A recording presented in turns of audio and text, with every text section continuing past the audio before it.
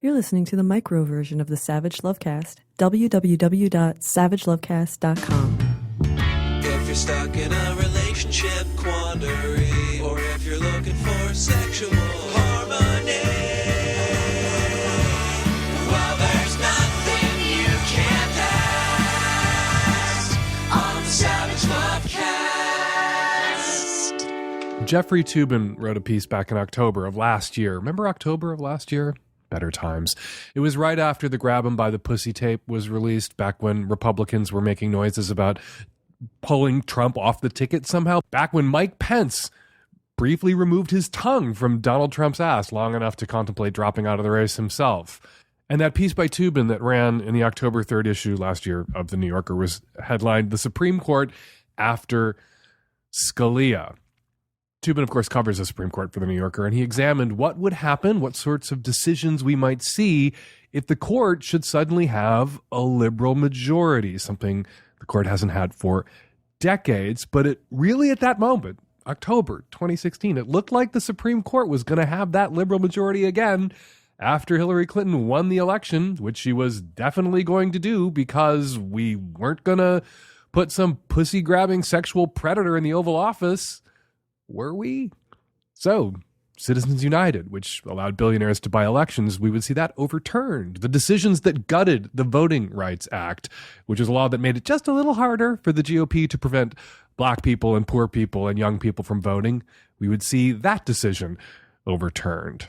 Decisions banning states from throwing people in jail for being too poor to pay their fines. Decisions possibly requiring lawyers to be provided to people who are being sued in civil court as well, so that people who could afford lawyers couldn't destroy people who couldn't afford lawyers. All sorts of things we might have seen. The penultimate line of Toobin's piece is the one that really guts me. For the first time in decades, Toobin wrote, there is now a realistic chance that the Supreme Court will become an engine of progressive change rather than an obstacle to it. Yeah, well, that was then. That was October of last year. Like I said, painful to read, doubly painful to read out loud, especially the day after Neil, that truck driver should have frozen to death, Gorsuch, was sworn in as an associate justice on the Supreme Court. The 5-4 conservative majority has been saved, thanks to Mitch McConnell, who prevented Barack Obama from appointing a justice in the last year of his term.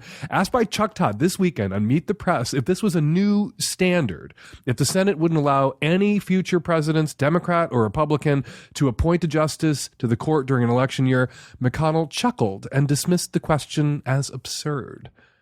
Because it is absurd. Senate Republicans made up a brand new rule that only applies when the president is black or Democratic or both. Don't be ridiculous, Chuck, by assuming that that rule would apply to a white Republican president.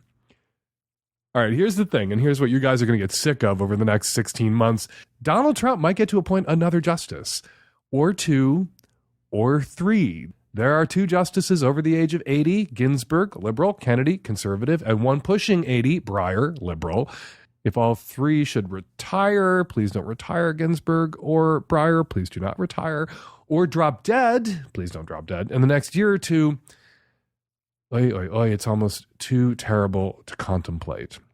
The only fix, the only way to protect ourselves and the court and the country in the post-filibuster era brought to us by the GOP is for Democrats to win back the Senate in 2018, which sounds doable when you consider that Dems only need to take 3 seats. Democrats have 48 seats, Republicans have 52. If Dems take 3 seats, they win a majority of the Senate. 34 senators will be running. There will be 34 races for the Senate. So that seems doable, 34 races. If the Dems just can take 3 on top of the ones they already hold, they take the Senate and protect us from terrible future Supreme Court nominees, from our terrible sexual predator president. But when you dig into the numbers, Democrats are defending 25 seats, Republicans defending only 9. And some of the seats Democrats have to defend are in states that Donald Trump won, some of them in a landslide, like West Virginia. So this is your warning, your advance warning. You're going to hear these initials a lot over the next 16 months on my Little Sex Advice podcast, DSCC, the Democratic Senatorial Campaign Committee, dscc.org.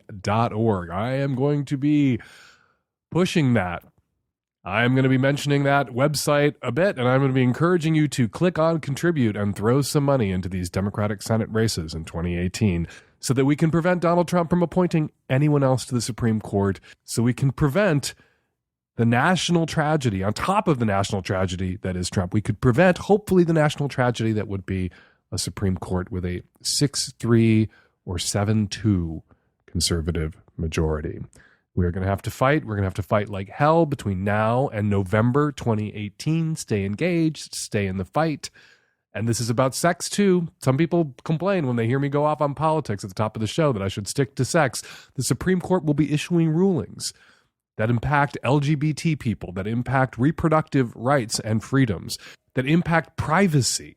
There will be lawsuits about these laws that are allowing internet service providers to sell your browser histories. That is about privacy, and that is about sexual privacy as well. Think about your internet browser history and the things in it that you would really not like bought and sold and made public. Probably touches on your sex life. So this is completely legitimate topic for us on our little sex advice podcast to cover. The Supreme Court meddles in and has always meddled in our sex lives. And so people who have sex lives and who are interested in sex, you should take a healthy interest in who sits on the Supreme Court. And you should get used to hearing me mention dscc.org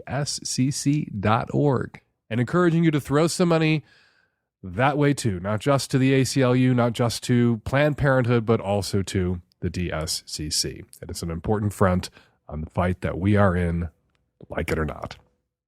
Coming up on the Magnum edition of today's Savage Lovecast, Marc Andreyko, the genius comic artist behind Love is Love. And on the micro, Leah Torres, Dr. Leah Torres, is here to discuss with us the magical, magical penis. Today's episode is brought to you by Blue Apron. Blue Apron delivers all fresh, high-quality ingredients and recipes you need to create delicious home-cooked meals. Get your first 3 meals for free by going to blueapron.com/savage. Today's episode is brought to you by Stamps.com. Stamps.com brings all the services of the U.S. Postal Service right to your fingertips. Buy and print official U.S. postage for any letter, any package, any class of mail using your own computer and printer. And right now you can enjoy the Stamps service with a special offer that includes a 4-week trial plus postage and a digital scale. Go to Stamps.com, click on the microphone at the top of the homepage, and type in my code SAVAGE. That's Stamps.com, click the mic, enter SAVAGE. This episode of the Savage Lovecast is brought to you by Boll & Branch, luxury, affordable, fair trade certified sheets. Get $50 off a set of sheets plus free shipping by going to bollandbranch.com and entering SAVAGE. Hi, Dan. I'm a 26-year-old bi girl living on the West Coast, and I'm starting a project. I'm an artist and working on a radio show that also is going to go with the performance piece, whatever. But I'm doing it with the collaboration of someone who is really well connected and whose company I really enjoy. But we are touching on sex a little bit. It's about a lot of other things, but we do touch on sex a little bit. And when we've been talking about that particular part of the project, I've just gotten vibes that if I was down to fuck him, he would say yes. And I want to keep it professional. I'm not sure if I should say outright, like, hey, I really want to work on this project with you because I think that you're really useful to this project. I think we're going to build something really great, but I can not ever have you hit on me again, or at least like really try not to. Or if I should just kind of let it go and just not bring it up because I don't want to make it weird. Professional relationships at work are easy because you're never really talking about sex.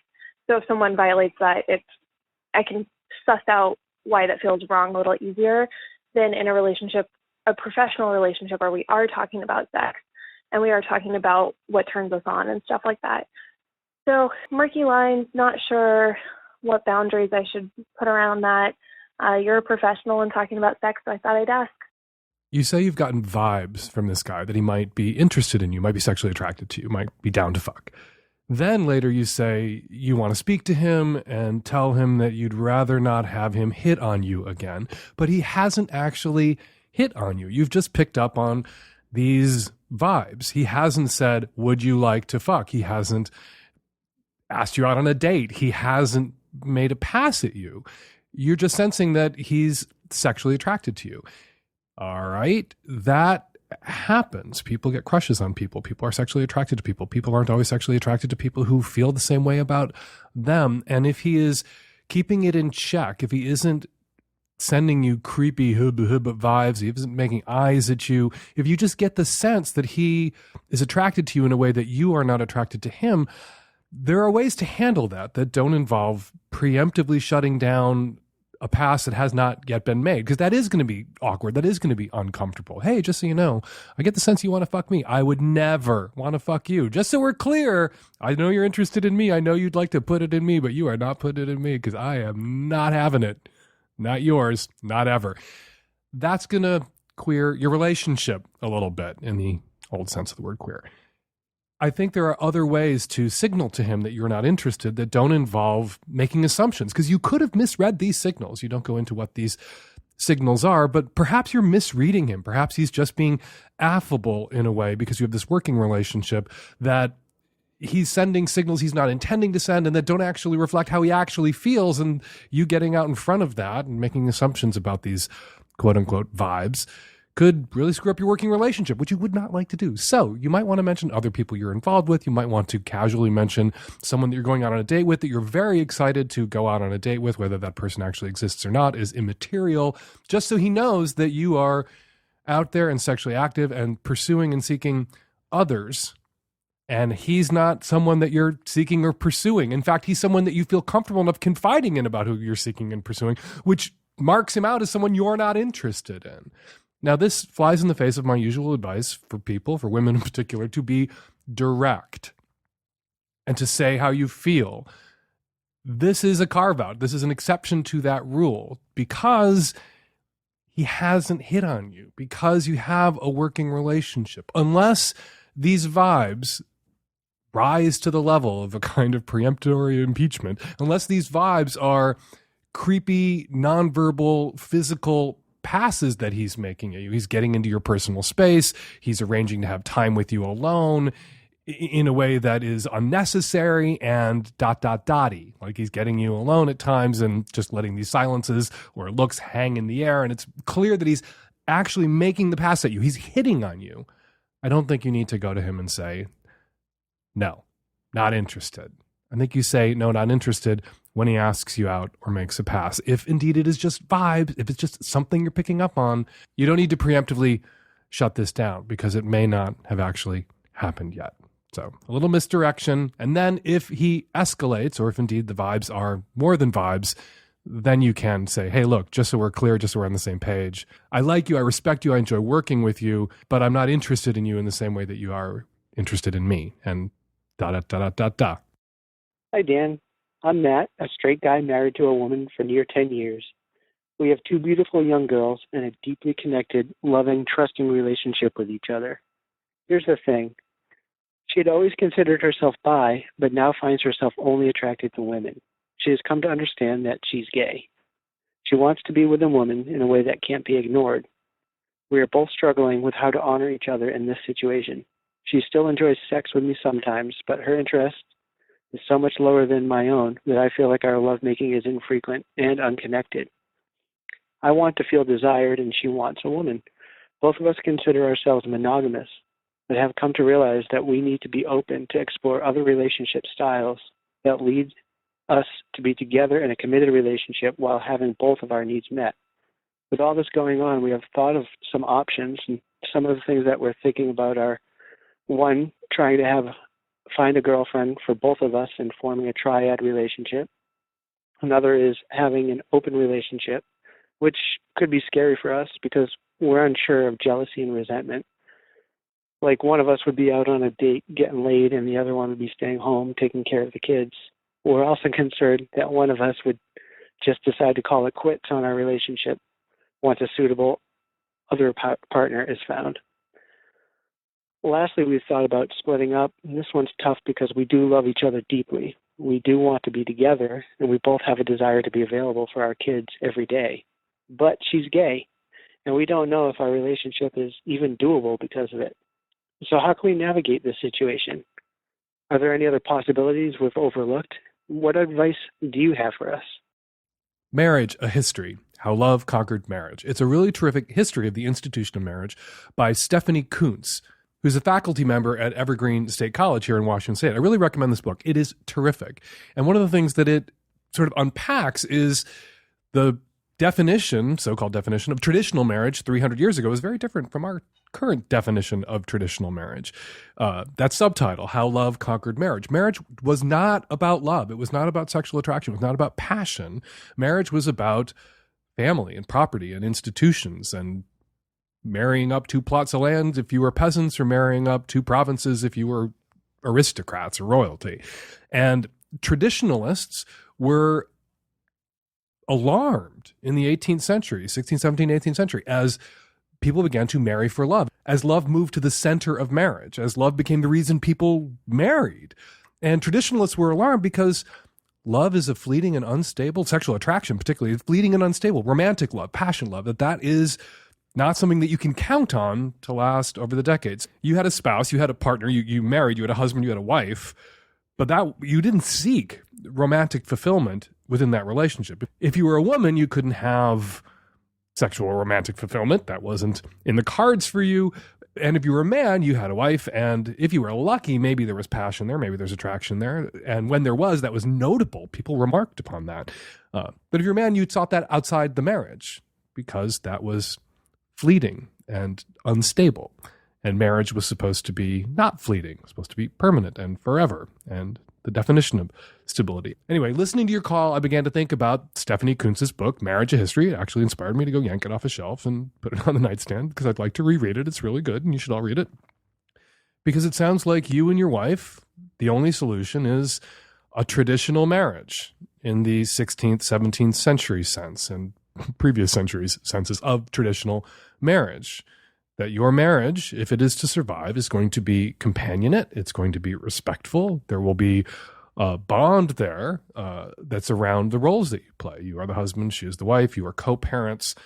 You are the firm. You are an economic institution and a familial institution. But within that bond does not exist romantic or sexual fulfillment because your wife is gay and you would like to have sex with a woman who's not laying there indulging you and being your fleshlight for 20 minutes. You want to have sex with someone who's attracted to you. So for you to have that, you're going to have to seek it outside your marriage, as traditionalists would have urged you to do 3 centuries ago. And your wife is going to have to seek that outside your marriage, as traditionalists would not have urged her to do 3 centuries ago. You could perhaps find that keystone. You could find that, they call them unicorns because they are fucking hard to find. That woman, that bi woman who is attracted to both you and your wife equally, and you could have a sort of polyamorous V-shaped triad where that person is in a romantic and sexual relationship with both of you and neither of you are in a romantic or sexual relationship with each other, although you are married to each other, you and your wife. That person is hard to find. Easier to find will be people who would like to date you separately and discreetly from your wife, and vice versa. People who might want to date your wife, where you could say to people, I am married, this is my wife. It is a companionate marriage. We are polyamorous. We have other romantic partners, but we are committed to each other, committed to our kids, committed to our family. That might be easier for you to find. That will, however, raise the logistical issues that you are concerned about, that you will be going out on dates. You will be less available, particularly when you're having that NRE stage, new relationship energy stage of relationship, and so will your wife, that you will be pulled apart a little bit. When you listen to poly people talk about their relationships, there's scheduling involved, there's prioritizing that is involved, and everybody, particularly with the more partners that there are, everybody has to agree to get a little less. But you can finesse that. You can make that work. Lots of committed married couples who are polyamorous make that work, and you can too. You don't need to spend a fortune to get the rest you need. Great sleep starts with the right sheets, and they're more affordable than you think with Boll and Branch. What makes them unique is each sheet is crafted from 100% organic cotton. That means Boll and Branch sheets not only feel incredible, they also look amazing. And since Boll and Branch sells exclusively online, you don't pay that expensive retail markup. That's half the price for twice the quality. You will love these sheets. Try them for 30 nights and see for yourself. If you're not impressed, return them for a full refund. Anyone who sleeps on Boll and Branch sheets loves them. That's why they have thousands of 5-star reviews. Go to bollandbranch.com today and you'll get $50 off your first set of sheets plus free shipping when you use the promo code SAVAGE. That's $50 off plus free shipping right now at bollandbranch.com. Spelled BOLL and branch.com, promo code SAVAGE. Hi, Dan. I'm a 28-year-old sex worker, and I have a question about a client and about how I handled something. So I have a client. He is about 25 years old, so he's younger than me, and he's super into self-improvement, and almost annoyingly so. But, you know, when we are together, of course, we have sex, but we also go shopping, and I help him find clothes that could, you know, fit him well, that could possibly attract a potential mate for him, because he wants a real girlfriend. And he knows that I'm not a girlfriend. He knows that I'm a sex worker and blah, blah, blah. I help him with his OkCupid profile, stuff like that. Well, recently he went on a date, well, lots of dates with this girl he's been seeing for about 2 weeks. And he was texting me because he was annoyed with her. He's like, I've been hanging out with this girl for 2 weeks all the time, and we make out, but she won't fuck me. And he's like angry about it. And I told him, like, you're kind of being a jerk. Like, obviously she's into you. She keeps hanging out with you. She's kissing you.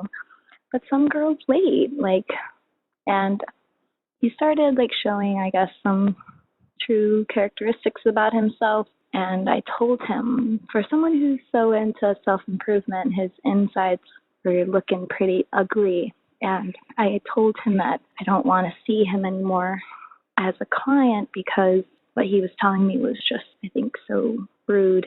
He was calling her a lot of names, and she was naive and stupid, and it just was disheartening, I guess. And because I thought I kind of knew this person. And I'm wondering if I did the right thing by telling him that I didn't want to see him anymore. I'm wondering if I'm doing a disservice to other women that he might possibly come in contact with.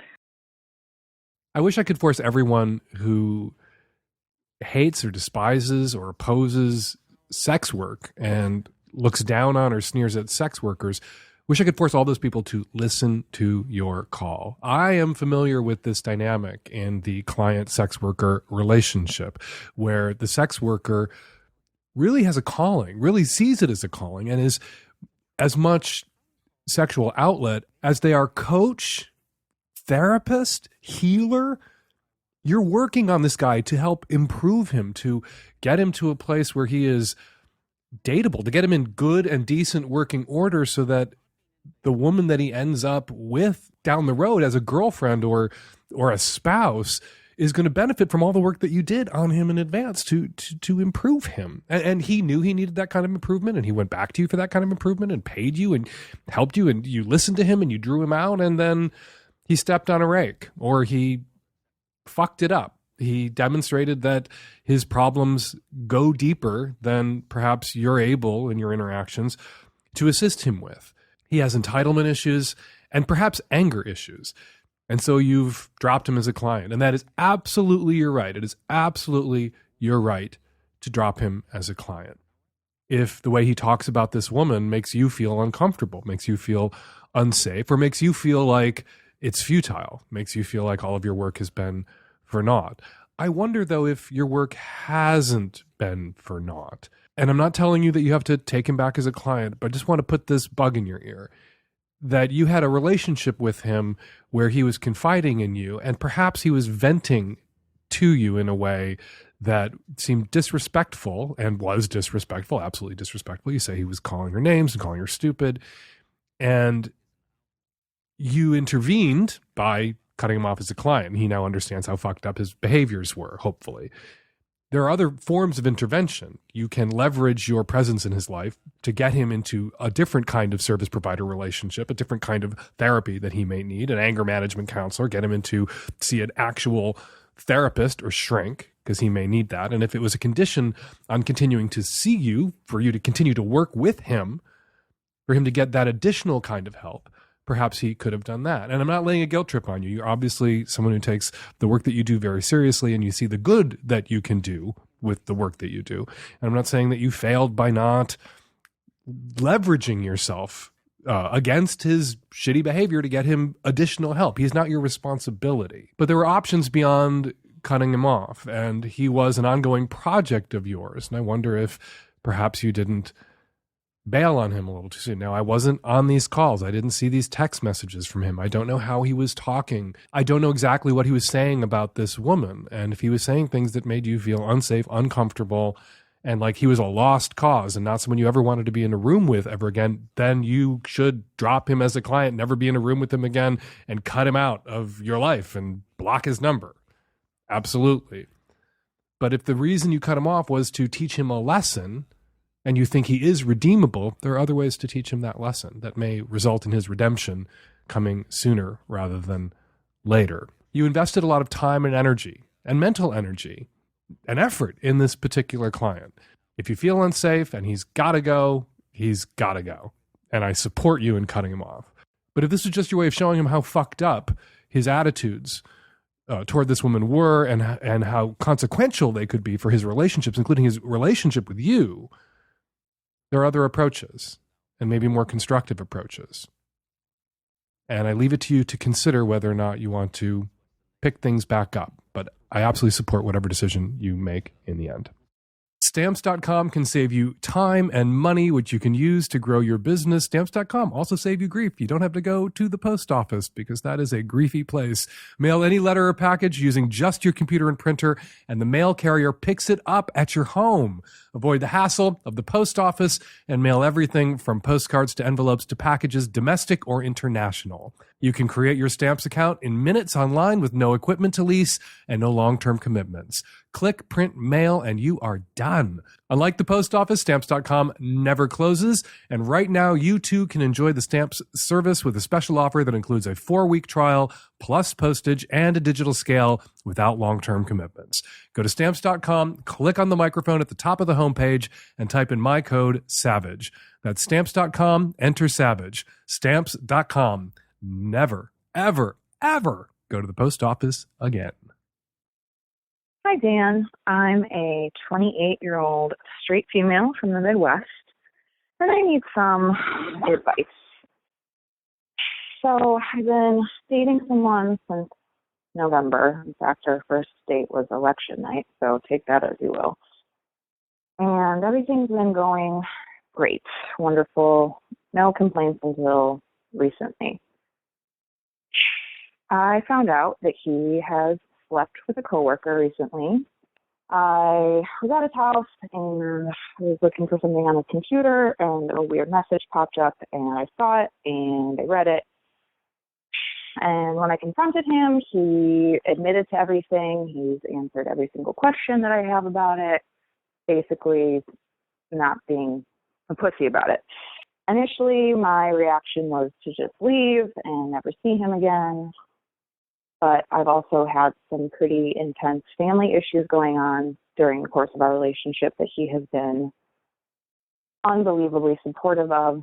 So my question is, what do you think? I don't know. I'm torn. I'm torn between just like this be a slip and moving on from there. I'm torn between just like saying, peace out, dude, I never want to see you again. I don't know. I don't know what to do. I don't think that cheating is necessarily like a deal breaker, but I also feel really betrayed and kind of unsure of what I want. It seems to me that what you want, or what you're asking me for, is my permission to keep dating this guy despite the fact that he fucked this coworker. You have my permission to keep dating this guy despite the fact that he fucked this coworker. He has my permission to keep dating you despite the fact that you snooped into his emails or text messages or whatever it was that popped up on that computer when you were sitting in front of it. You've only been dating since November.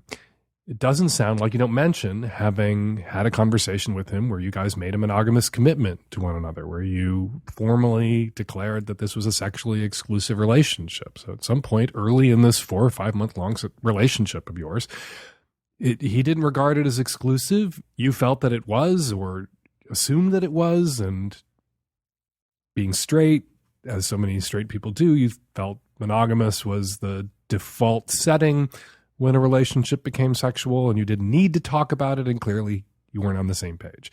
He's a good and decent guy, and the evidence for that is the evidence that you cite. You've been going through some serious family issues, some serious family drama or trauma, and he's been there.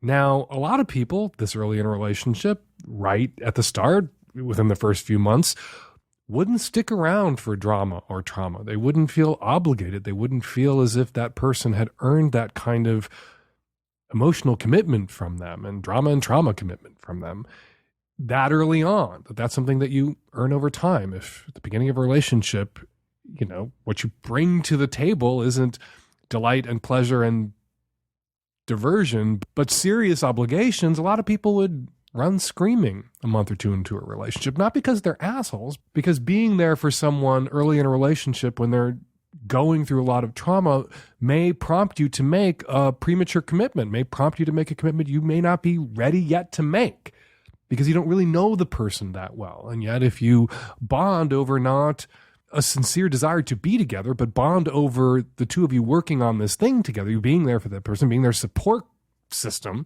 and people worry. And I don't think it's an irrational worry that they may end up bonding not with this person, but over this trauma. And people don't want to bond over a trauma. They want to bond over a person. And then if that bond is there, they will be there for that person when the drama and trauma of life comes along.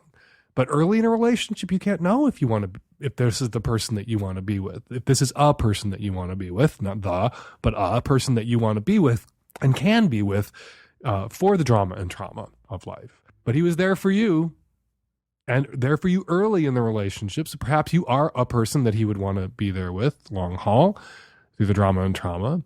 And now he's brought a little drama and trauma to the relationship himself with this person he fucked, this other person that he had sex with early on within the first few months of your relationship, perhaps before you had established that it was monogamous or sexually exclusive. Now you can have that conversation.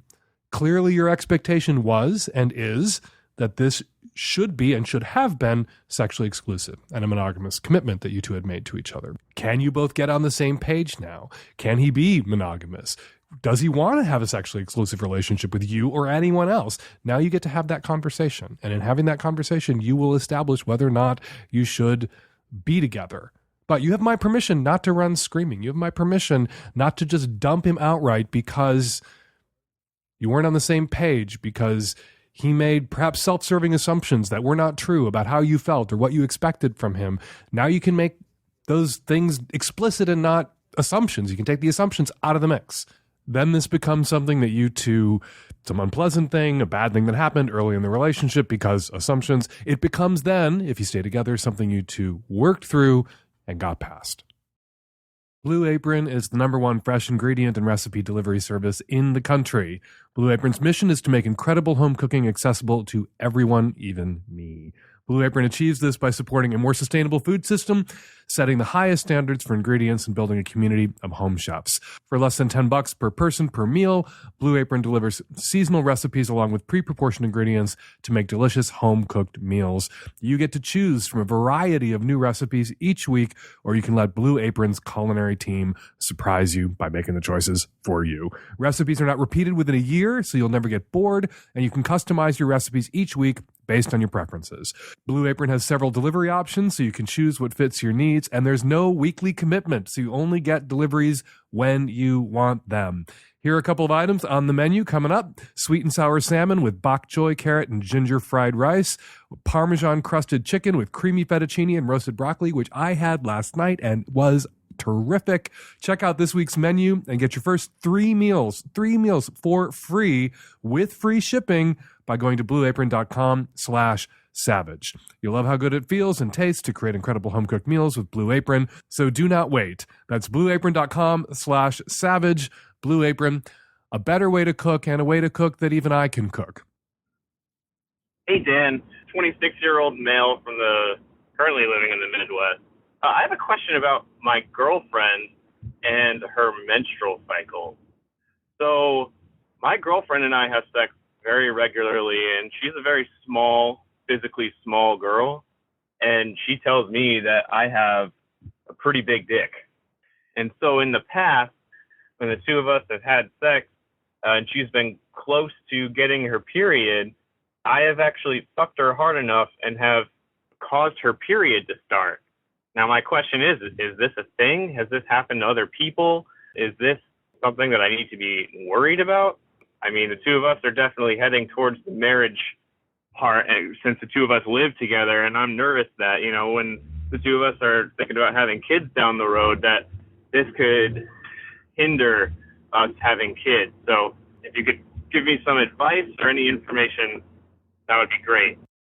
Joining me by phone to help field this absolutely amazing question, Dr. Leah Torres, OBGYN in Salt Lake City, and one of the superstars of Twitter. You should be following her at Leah N. Torres, and a frequent guest on the show. Hey, Dr. Torres, thanks for coming back. Thank you so much for having me again. So let's just get right to it. Can a dick knock a period out of a lady or what? So this is such an interesting thing because I get a lot of similar questions all the time, and men are very worried that their penises have some sort of magical superpower of injury. Like, it's no. So it's not going to happen. Wait, but I have a lot of Are you telling me my penis isn't magic either? I mean, I haven't examined you, to be fair. Okay, let's talk about this guy's. Yeah, We're that's examining scary. this guy's penis. Let's leave my penis out of it. So this guy thinks his penis is magic and can induce periods, and his lady friend? Right. No, and I'm sure that's not what he means, but this is a common concern, even sometimes anxiety amongst couples who are trying to get pregnant or are pregnant. They're concerned that intercourse will somehow harm the pregnancy. And first of all, no. Have sex as often and however you want before, during, and after pregnancy. That is just, we wouldn't be here today as human beings if we couldn't do that. Secondly, what I think is happening is probably, you know, right before someone has their period, their cervix gets a little softer. That allows, you know, the opening to the uterus to let the period, sorry, Dan, blood out. So that's probably what's happening. It's just a little more sensitive, if you will. Mm-hmm. And I can tell them, if I can just simplify menses for everyone out there. If she's about to have her period, she's already declared herself not pregnant 2 weeks before, because that's when the chance of fertility was. So if she's about to have her period, she's just about to have her period. She's not pregnant. But if she is pregnant, much time has gone by such that the pregnancy is implanted safe and tucked away in the wall of the uterus, and no harm can come to it from a penis. So his dick isn't going to be a plunger that knocks the fetus out of her when they're trying to have babies. No, but could you imagine how much easier my job would be if that were the case? Yeah, that you could just, we wouldn't have this never-ending abortion debate. People could just, if they didn't want Exactly. to have they didn't want Go to have home, a have baby, sex. go to have sex, and that will induce the period. And that's not possible. You can't induce a period. Somebody's pregnant, she's pregnant. But could, you know, somebody's going to have a period. And so there's this sort of bloody lining. I'm not going to be very good at this. You describe it, I'm sure, better than I do. That's going to slough off. That's going to be expelled. Could sex result in that expulsion coming a little bit sooner than it might otherwise, than if a woman was just walking around waiting for her period? If she was about ready to have her period and had sex with her massively hung boyfriend, could that get her period to arrive hours earlier than it might otherwise? Well, I think let's keep in mind, though, that when you say start of a period, in my brain and in the medical brain, it means hormone changes. So hormone dropping. When general people out there talk about start of a period, they mean bleeding. So that's what I meant. I'm being general. I'm being basic. I meant that. Right. You're being the basic. The bleeding could start, but it doesn't mean that the period is necessarily starting. So the difference is, yeah, it could start a couple hours before, but it's not necessarily because the uterus got jostled. It's just that with anything, it could just, there's a variation. So yes, she starts to spot after they have intercourse when she's expecting her period. in my mind, that just means the cervix was a little bit softer because her period's about to come and it needs to be softer for that lining to come out. Okay, but for clarity's sake, and one more time for emphasis, you're not going to knock a baby out with your dick. Correct. Have all the sex. Dr. Leah Torres, OBGYN. You should be following her on Twitter at Leah and Torres. Thanks so much for jumping on the phone with me today. I appreciate it. Thank you, Dan. Hi, I am a cis pansexual woman living in a small city in the West. I run a small cleaning business, and I've recently had a very upsetting situation occur. I arrived to clean a home, and the bathtub was full of semen. I didn't realize what I was cleaning at first. I thought that it was shampoo or body gel. And when it became apparent what it was, I was incredibly upset and shaken. And so now I'm trying to decide how to let the client know that my boundaries were crossed. It is a couple, husband and wife, and I actually lead consent workshops and was thinking about leaving some consent material in the consent zine in the bathtub the next time I clean, which will also be the last, and then send both husband and wife a text saying something about the situation.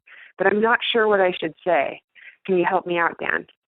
A bathtub full of semen. That is impressive.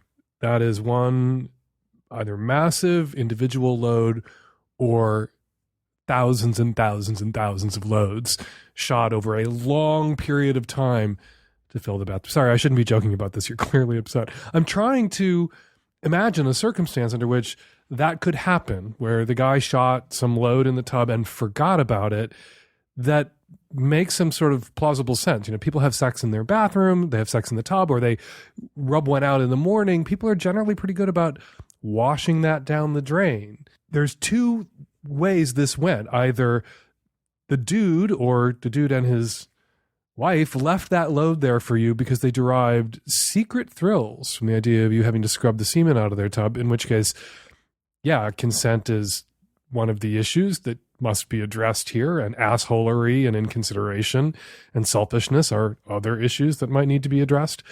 Or the husband jacked off in the morning and blew one in the tub, and in his hurry to leave the house or to get out of the tub, he neglected to do what he would normally do. I'm assuming that if he's a morning jack-offer in the shower, as some men are, and you've been cleaning his house on the regular for a period of time, he's jacked off in the tub previously without leaving you a load to clean up. So it was a brain fart. It was a moment's neglectfulness. Usually he's pretty good about washing it down the drain, but he missed some of it. I'm assuming he didn't fill the tub with cum. I'm assuming there were a couple of splashes or ropes there and not oodles and scads and gallons and buckets of cum everywhere. And so it was an oversight that he missed it. He missed a spot, or he missed a few spots, or he just forgot. If it was the former, if they were doing this for secret thrills, as was the case with a guy who wrote to Savage Love years ago to tell me that he was having a problem with this compulsion when he was at a friend's house to go to the bathroom and jack off and put a little bit of cum on everybody's toothbrush. I'm going to let you all sit with that for a second. Everyone's going to go buy lock boxes for their bathrooms now to put their toothbrushes in, because there's someone out there doing that. If it's like that, if it's a secret thrill thing, you should just cut them off and never see them again and never clean their house again. And you don't have to give them a reason, although you might want to. But I have to say that the latter seems the likelier answer, that this is Mr. Jack off in the tub in the morning, and this one time he neglected to wash everything down the drain before he exited the bathroom, as is his usual custom. And when you tell him what happened, when you say, hey, I'm down for cleaning your house, and you guys have been good clients, I am not down for cleaning up bodily fluids. If somebody's going to jack off in the tub in the morning, and I think it might be you, sir, simple consideration of the people that you have hired to clean up your house requires you to clean that little bit of mess up all by your lonesome. He's probably going to be mortified. He's probably going to apologize profusely, and I think that you would welcome that apology. I think it might be helpful for you to hear that apology. So rather than being passive aggressive, rather than leaving consent literature in their tub, just be direct. Be direct. Use your words, as we like to say around here, before you go over. And you can do it by email if you don't want to have a face-to-face conversation. Just say, there was semen left in the tub last time I came over to clean. I don't handle fluids, bodily fluids. I expect you guys to clean those messes up yourself, and we will do the deep cleaning of everything else. And you will hopefully then get a response that sets your mind at ease and makes you feel comfortable continuing to have them as clients. And if you don't get a response that sets your mind at ease, if you believe it is the former, that this is suddenly them taking secret jollies at the thought of you having to clean up his semen, cut them off. After you have that email exchange, say that they need to find new people to clean their house. But don't go with the consent literature move, because you're a cool, hip, queer, pansexual, direct consent workshop leading person, and those types of people, in my experience, don't go for passive aggressive moves. They go for direct communication moves. Go for the direct. Communicate. Use your words. Hi, Dan. I'm a mid-20s straight male from the South, and I just want to get your opinion on my situation. I've been with my girlfriend for 8 months, and we're currently on a trip to visit my grandmother and with my parents, and they got us a hotel room for all of us. It's a 2-bedroom hotel, and because we're not married, they're not comfortable with us sleeping in the same bed together, and so we're about to go to bed, but I need to sleep on the floor, and even though we're not going to have sex or anything, we can't sleep in the same bed. So I was just wondering if you think I should have maybe approached this differently, if I should have got our own hotel room and paid for it, or if I should have put up a fight and be like, no, we're going to sleep in the same bed anyways, or should I just accept their wishes and do what I'm going to do right now anyways and sleep on the floor? But whatever, by the time you hear this, I'll have left and I slept on the floor, but I just wanted to hear your thoughts on this. If your deranged parents are paying for the hotel room, then your deranged parents get to assign sleeping berths. The right move, you say so yourself, the right move is renting your own hotel room if your parents are going to play these kinds of baby games with their adult children who they damn well know are fucking their girlfriends. So next time mom and dad make a reservation, ask them, are you going to force me to sleep on the floor again? Because I ain't sleeping on the floor. In my apartment, in her apartment, in our apartment, if you guys already live together, we share a bed. In a hotel room, we're going to share a bed. If you're going to get the hotel room and we're all going to share a hotel room to save money, I'm not sleeping on the floor. I'm going to share a bed with my girlfriend like I do everywhere else. If that's not okay with you, I will, because I am a fucking adult, pay for my own goddamn hotel room and sleep with my girlfriend in the bed. And I'm going to fuck her in the bed, and I'm going to fuck her on the dresser, and I'm going to fuck her in the bathroom, and we're going to fuck on the floor, but we're not going to fucking sleep on the floor. Period, mom, dad, the end. Hi, Dan. I'm calling about episode 545 about the woman whose boyfriend wanted to see her smoking, and how your recommendation that was maybe that she get a vape pen or something like that. I would just like to note that there's a lot of research going on right now on nicotine and how that's actually so bad for you, and how that affects your brain is really bad for you. It's not just tobacco that's bad for your lungs. So I would recommend getting herbal cigarettes, which are used a lot on set in movies and things like that, maybe as an alternative. Hi, Dan. I wanted to respond to Erica Moen's sex toy segment in episode 545.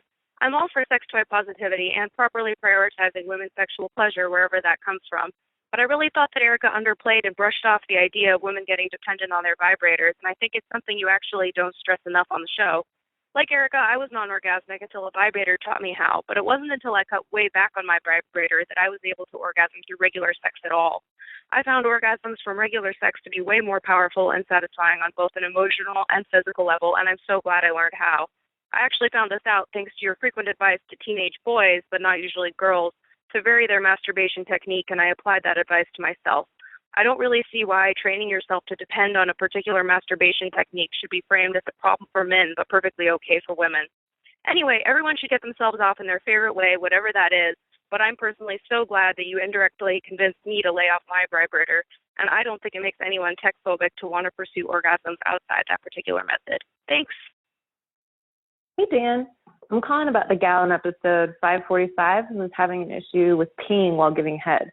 I'm in med school, and it sounds to me like what she has is called stress incontinence, where her urinary sphincter gives a little bit when the pressure inside her abdomen increases, like when she's coughing, running, or in this case, gagging.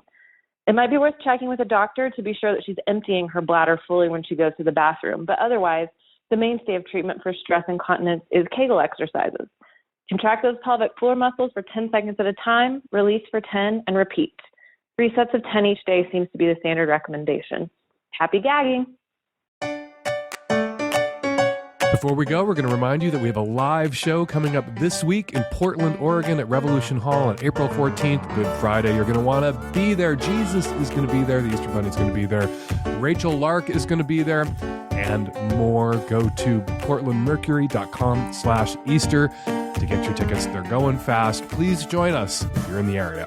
All right, we're going to leave it there. 206-302-2064 is the number here at the Savage Lovecast. If you'd like to record a question or comment for a future show, give us a buzz.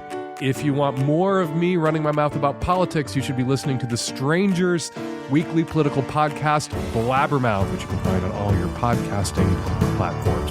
Read my weekly sex advice column, Savage Love, in The Stranger and other weekly newspapers all across the country. And you should by now be following me on Twitter at FakeDanSavage. Follow Marc Andreyko on Twitter at Marc Andreyko. He spells Mark with a C. And follow Leah Torres on Twitter, Dr. Leah Torres on Twitter at Leah N. Torres. The Savage Lovecast is produced every week by Nancy Hartunian and me and the tech-savvy at-risk youth and Nancy. We will all be back at you next week with another installment of the Savage Lovecast. Thanks for downloading.